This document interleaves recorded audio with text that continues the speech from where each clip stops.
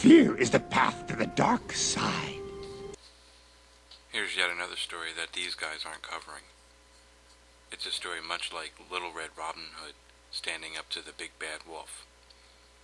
In yet another targeted attack on the Constitution, and in a bold display of disregard for taxpayers' money, President Obama used 15, count them, 15 pens to sign into law H.R. 2751, the Food Safety Modernization Act, that's sure to make these people happy and ensure that we are harmonizing with this evil entity. He signed the law in an empty room, meaning that some taxpayer-paid staffer had to track and distribute these 15 pens, as well as the other pens for the 35 things he signed that night. Anyway, let's get back to the Little Red Riding Hood, or in this case, the good people of a town in Maine, where since 1794 they have been running their town in a fashion unheard of outside of a few other New England towns. The citizens of this community all gather together and get a yea or nay vote on proposals to spend their tax money and, in this case, enact potentially far-reaching laws with national implications. One can see from their town hall they seem to be frugal with tax dollars. On March 5, 2011, in just a 91-day turnaround from the day President Obama signed the bill into law, 120 citizens of the town of Sedgwick, Maine, all raised their hands and unanimously passed the, quote, Town of Sedgwick Local Food and Community Self-Governance Ordinance, unquote. Here's the preamble. We, the people of the town of Sedgwick, Hancock County, Maine, have the right to produce, process, sell, purchase, and consume local foods, thus promoting self-reliance, the preservation of family farms, and local food traditions. We recognize that family farms, sustainable agricultural practices, and food processing by individuals, families, and non-corporate entities offers stability to our rural way of life by enhancing the economic, environmental, and social wealth of our community. As such, our right to a local food system requires us to assert our inherent right to self-government. We recognize the authority to protect that right as belonging to the town of Sedgwick.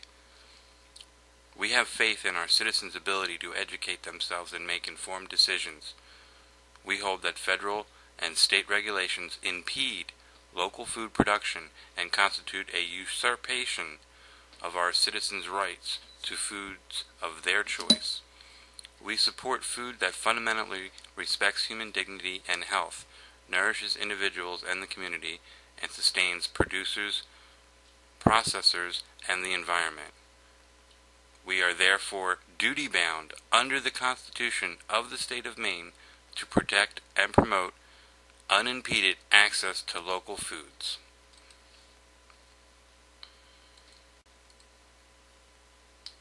It goes on to say that the purpose is to provide its citizens with unimpeded access to local food, enhance the local economy by promoting the production and purchase of local agricultural products, protects access to farmers markets, roadside stands, farm-based sales, and direct producer-to-patron sales. It supports the economic viability of the local food producers and processors, preserves community social events where local foods are served or sold, preserve local knowledge and traditional food ways. Here's one of the interesting things, the authority clause. This ordinance is adopted and enacted pursuant to the inherent, inalienable, and fundamental right of citizens of the town of Sedgwick to self-government, and under the authority recognized as belonging to the people of the town by all relevant state and federal laws, including, but not limited to, the following: the Declaration of Independence of the United States, which declares that governments are instituted to secure people's rights, and that government derives its just powers from the consent of the governed. 2. Article 1, Section 2 of the Maine Constitution, which declares, quote, all power is inherent in the people.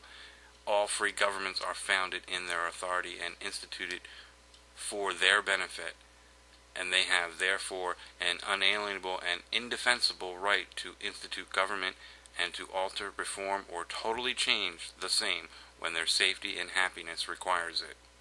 Unquote. Section 3001, Title 30, A, of the Maine Revised Statutes, which grants municipalities all powers necessary to protect the health, safety, and welfare of the residents of the town of Sedgwick. And Statute 211 of Title 7 of the Maine Revised Statutes, which states, quote, "It is the policy of the state to encourage food self-sufficiency for the state." And then there's some statements of law. Licensure, inspection exemptions. Producers or processors of local foods in the town of Sedgwick are exempt for licensure and inspection provided that the transaction is only between the producer and the processor and a patron from where the food is sold for home consumption. This includes any producer or processor who sells his or her products at the farmers markets, roadside stands, sells his or her products through farm-based sales directly to a patron, or delivers his or her products directly to the patrons. Goes on to talk about right to access and produce food, right of self-governance. All the citizens of Sedgwick possess the right to a form of governments which recognize that all power is inherent in the people, and that all free governments are founded on the people's authority and consent. It talks about the right of enforcement, the statement of law implication. I'll post a link down at the bottom. You'll want to go and read it.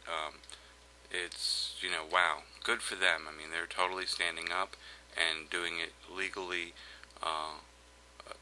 lawfully, which is superior to legally. So good for them, and once again, this isn't something that you're going to see the mainstream media cover, save for maybe Judge Andrew Napolitano, who I'm going to forward this information to, and I wouldn't be surprised if it just doesn't make it into his freedom files. Thanks, and we'll catch up with you later. Fear leads to anger. Anger leads to hate. Hate leads to suffering.